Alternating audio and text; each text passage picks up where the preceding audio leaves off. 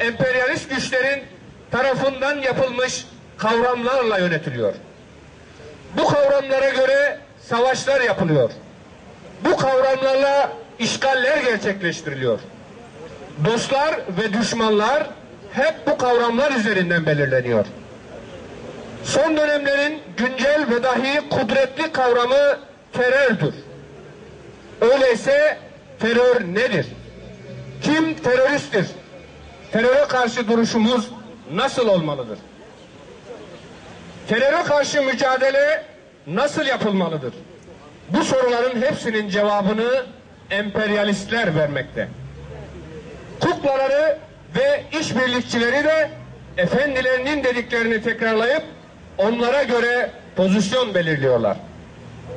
Karzai'ye göre Taliban bir terör örgütü. Sisi'ye göre Mursi terörist başı. Karzai ve Sisi de emperyalistlere göre iyi çocuklar.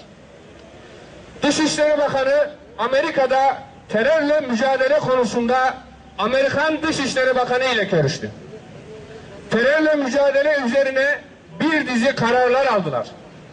Biz daha önceki açıklamalarımızda Amerika'ya giden her yetkili ve oradan gelen her ziyaretçi hususunda gözaltılara ve tutuklamalara dikkat çekmiştik. Hatta İran'ı ile bu işi sıraya bağlayın da sırası gelenden başkası da tedirgin olmasın diye açıklamada bulunmuştuk. 12,5 yıl ceza alan Şahmerdan Sarı ile birlikte İsmet Yener, Mehmet Bilici, Abdullah Tuncer, Ahmet Balki ve Orhan Çelik'in ise polis tarafından halen aranmaktadır. Bakanı bu nezaketinden dolayı tebrik ediyor. Mazlumlara ve ailelerine sabır cemil niyaz ediyoruz. İlgili toplantıda alınan kararlar Müslümanları hedef haline getirirken yeryüzünün en büyük teröristi Siyonist İsrail terör örgütü yine kutsallarımıza saldırmaktadır. Mübarek mekanlarımızı işgal etmişler ve orada Müslümanların hak ve hukukunu çiğnemişlerdir.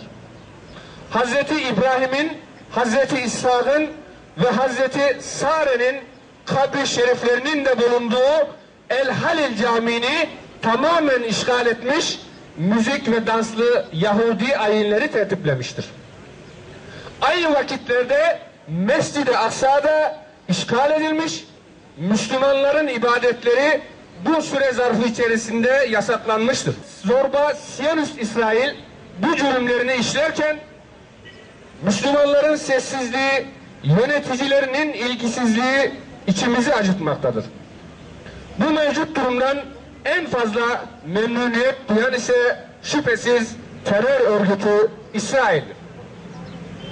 Müslümanları kendi içlerindeki ihtilafları bırakmaya, İslam'ın ve insanlığın ortak düşmanına karşı tavır almaya çağırıyoruz.